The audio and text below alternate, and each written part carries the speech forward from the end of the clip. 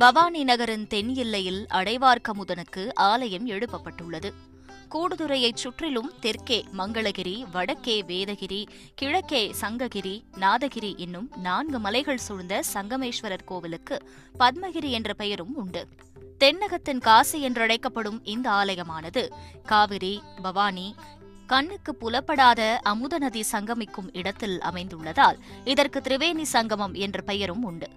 கோவிலின் பின்புறம் உள்ள பரிகார மண்டபத்தில் முக்கிய அமாவாசை தினங்களில் லட்சக்கணக்கான பக்தர்கள் தங்கள் முன்னோர்களுக்கு திதியளித்து பவானி கூடுதுறை சங்கமேஸ்வரரை தரிசித்து செல்கின்றனர்.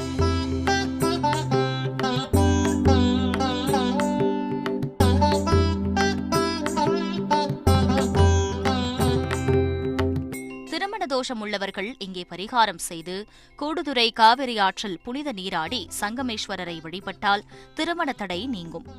அரசு வேம்பு மர